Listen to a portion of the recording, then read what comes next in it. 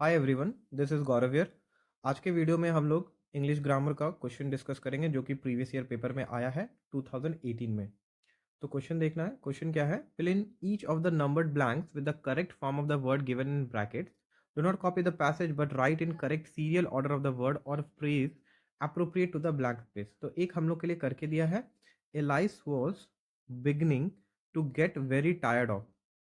तो जब हम यहाँ पे देखेंगे, अगर हम यहाँ पे बिगनिंग वर्ड को रखते हैं तो हम यहाँ पे ये नोटिस कर रहे हैं कि ये पास्ट में है। ये जो तुम्हारा पैराग्राफ लिखा हुआ है वो पास्ट में है और पास्ट कंटिन्यूस में चल रहा है।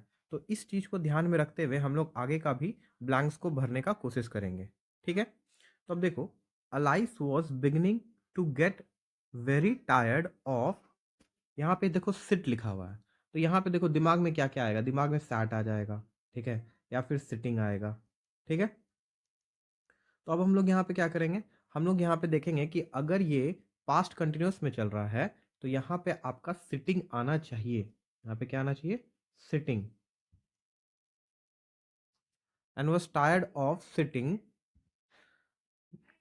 Bye her sister on the banks and of having nothing to do. तो यहाँ पे ये सेंटेंस पढ़ने के बाद ये पता चल रहा है कि यहाँ पे देखो हैविंग नथिंग लिखा है, तो यहाँ पे भी तुम देख लोगे तो कंटिन्यूस फॉर्म में ये सेंटेंस जा रहा है। ठीक है, वंस और ट्वाइस शी हैड पीप है। अब देखो हैड के साथ हमेशा पास्ट पार्टिसिपल लगता है, आईएनजी नहीं लगेगा, तो यहाँ पे क्या हो जाएगा? Peeped, P double E P E D. ठीक है, peeped into the books, book her sister was reading, मतलब वो उस बुक में देखी झांके जो उसकी बहन पढ़ रही थी, मतलब पास्ट में वो ये काम कर रही थी।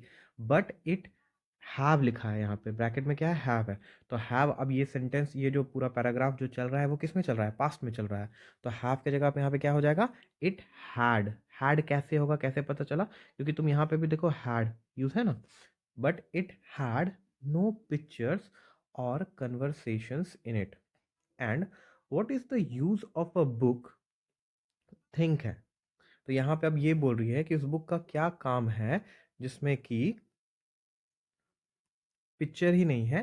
तो यहाँ पे वो सोची, और हम जान रहे हैं कि अगर पास्ट में चल रहा है तो यहाँ थिंक की जगह क्या हो जाएगा? Thought.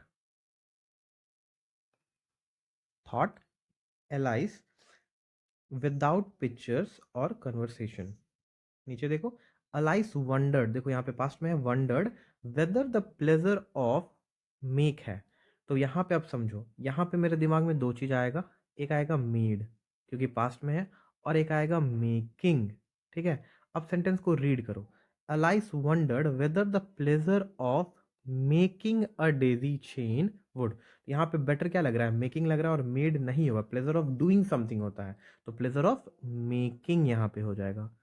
pleasure of making a daisy chain would be worth die trouble of getting up and picking die daisies when suddenly a white rabbit with pink eyes run है। तो यहाँ पे run की जगह पे क्या हो जाएगा? ran हो जाएगा। क्यों ran होगा? क्योंकि ये पास्ट में चल रहा है। ran close by her। Alice did not think this was very remarkable until the rabbit actually, take की जगह क्या हो जाएगा? took होगा, because we know that the full paragraph is going in the past।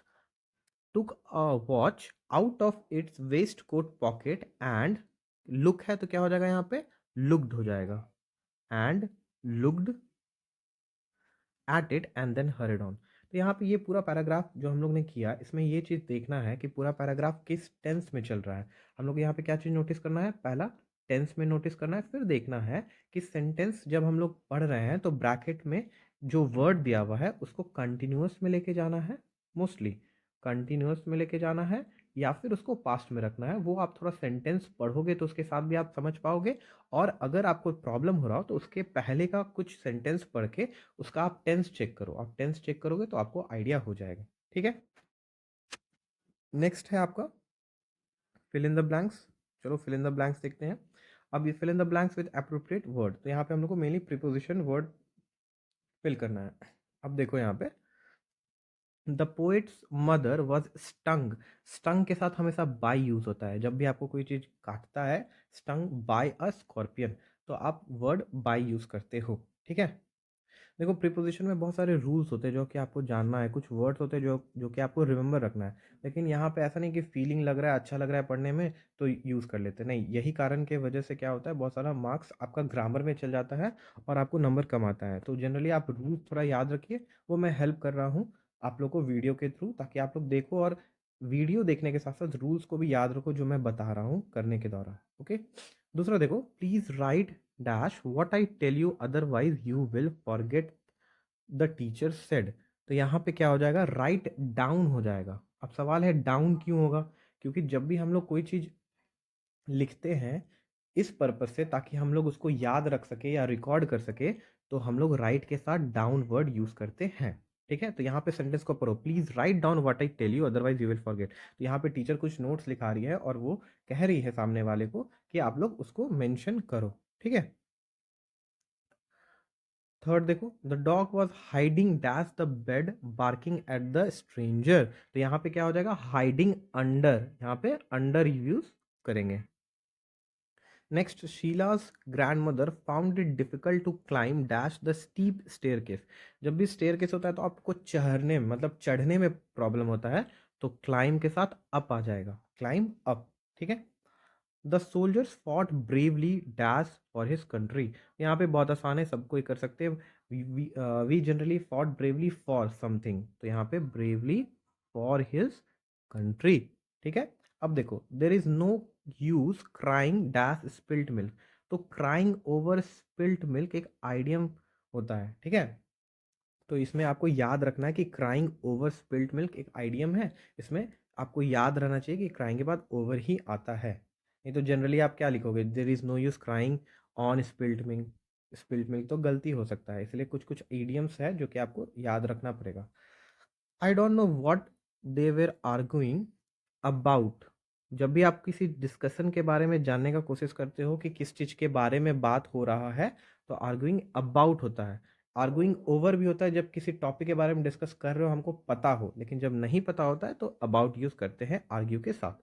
I don't know what they were arguing about when I could hear angry voices. Last, the school playground is out of bounds. Out of bound साथ में use होता है for the pupils of the primary school, मतलब out of bounds मतलब restricted है छोटे बच्चों के लिए। ठीक है, so this is all for today. I hope you like this session. अगर आपको अच्छा लग रहा है तो प्लीज़ अपने फ्रेंड्स के साथ शेयर कीजिए और अच्छे से बोर्ड एग्जाम का प्रिपरेशन कीजिए। And please like share and subscribe. Thank you.